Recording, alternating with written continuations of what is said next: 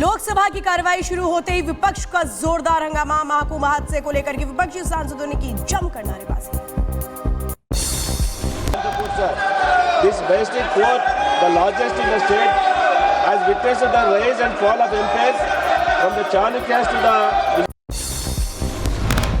विपक्ष के हंगामे पर सदन में बोले किरण रिजिजू, कहा पहले अभिभाषण पर हो चर्चा, सदन को डिस्टर्ब करना सही नहीं। और ये प्रश्नकाल मेंबर का होता है, सरकार को सवाल पूछना होता है। आप लोग सरकार को सवाल नहीं पूछ के सदन को इस तरह डिस्टर्ब करना अच्छी बात नहीं है।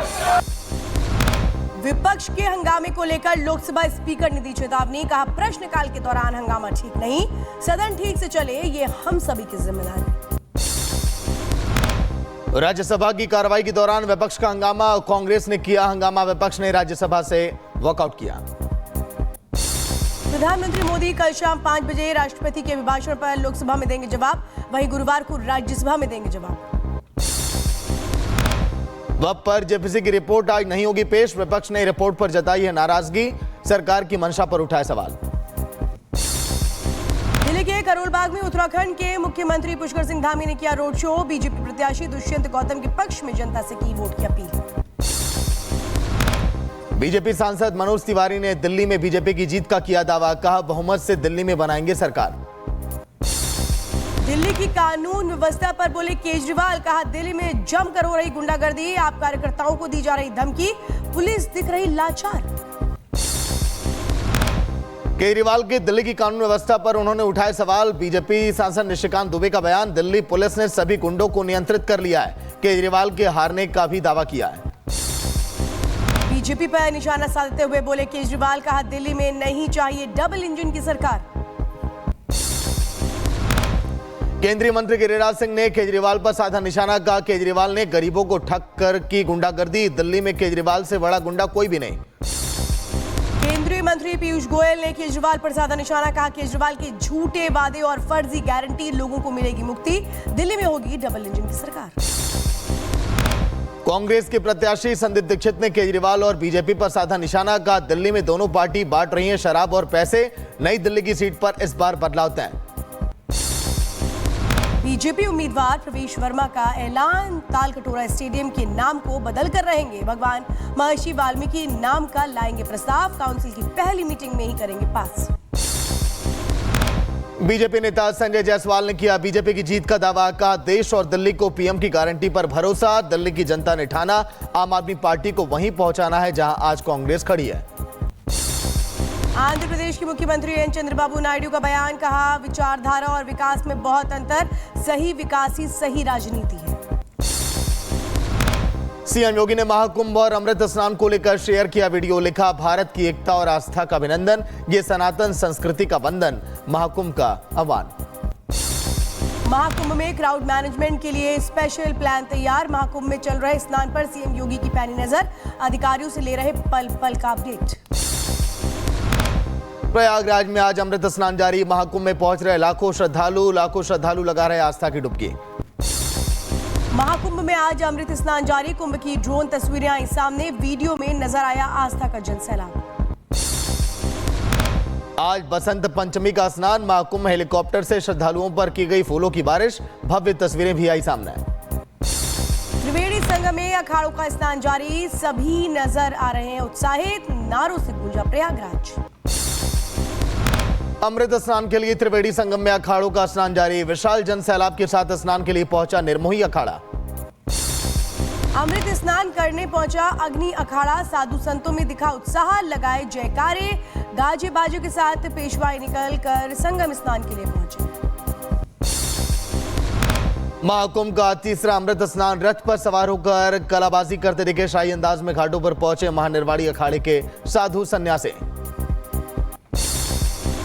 बसंत पंचमी पर अखाड़ों का अमृत स्नान जारी, भक्ति के रंग में डूबे नजर आए आवाहन अखाड़े के साधु संत। महाकुंभ में आस्था की लहर, अखाड़ों का अमृत स्नान का सिलसिला जारी, संगम पर पहुंचा अटल अखाड़ा, साधु संतों ने लगाई आस्था की डुबकी।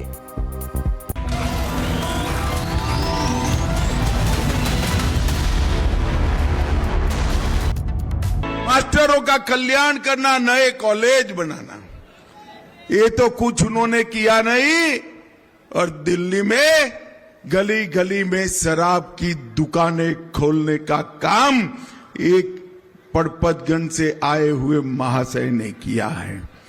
भाइयों बहनों, मुझे बताओ, जंगपुरा वाले मनीष सिसोदिया जी के वादों पर भरोसा करते हैं क्या? अरे जोर से बोलो, करते हैं क्या? भाइयों बहनों, ये पड़पतगंज को धोखा देकर आया है। ये बड़े मियां छोटे मियां की जोड़ी ने पूरे दिल्ली को ठगने का काम किया है, ठगने का काम किया है।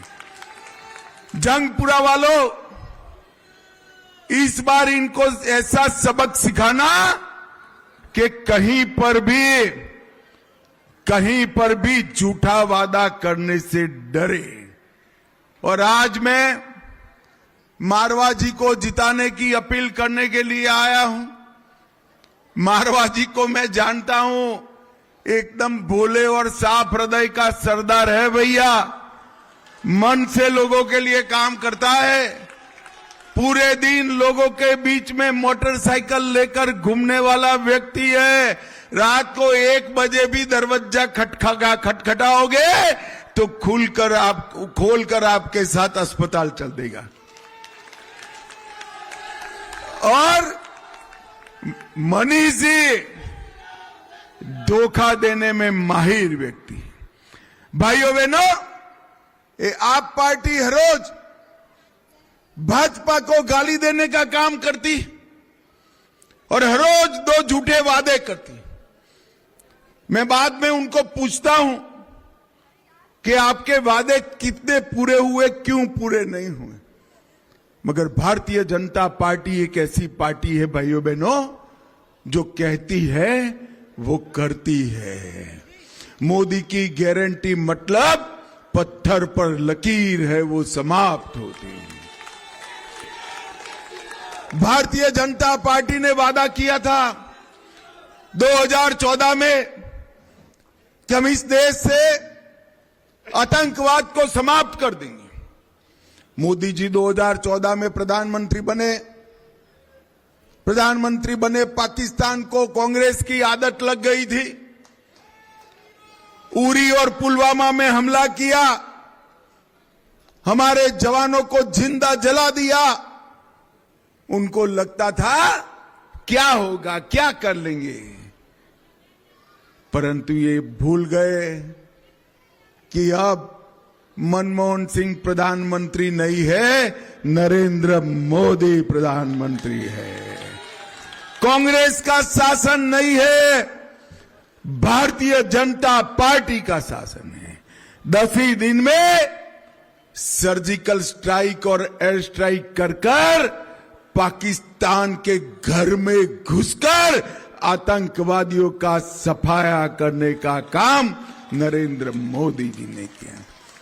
10 साल के अंदर इस देश से आतंकवाद को समाप्त करने का काम हमारे नेता और प्रधानमंत्री नरेंद्र मोदी जी ने किया है।